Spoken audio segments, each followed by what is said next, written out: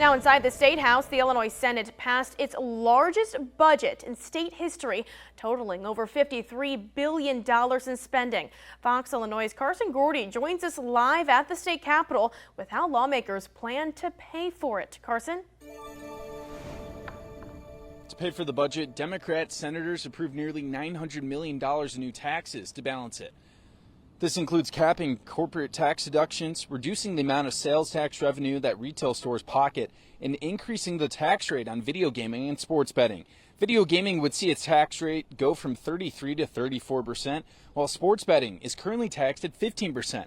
But under this proposal, they would see sports bet taxes increase from a range of 20% to 40%, depending on how much revenue is made. A Democratic senator called the budget balanced and fair.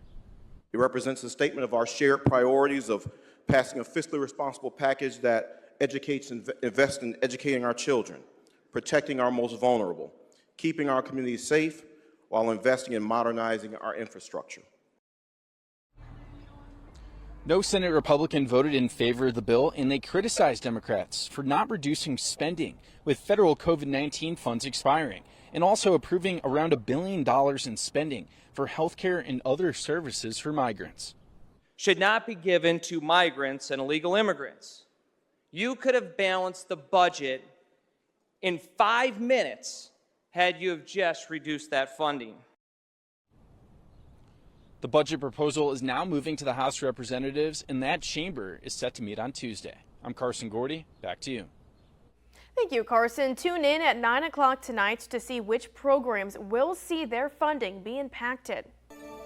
Thank you, Darren. Now inside the State House, the state budget passed by Senate Democrats would have major impacts on funding, costing over $53 billion.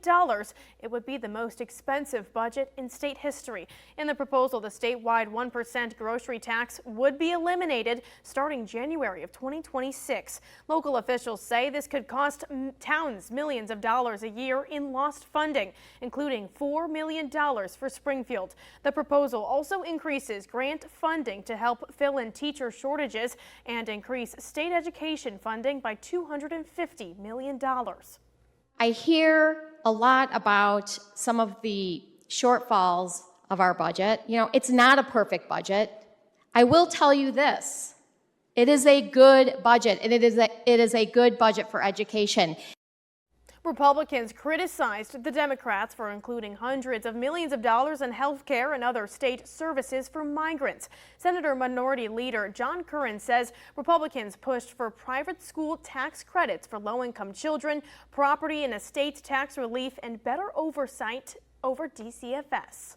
We're disappointed that these policies were given little consideration in the legislative and budget processes, and the governor's proposed budget, inflated with press release programs and non-citizen welfare spending, remains largely intact. And the budget proposal is now moving to the House of Representatives. The budget would go into effect on July 1st.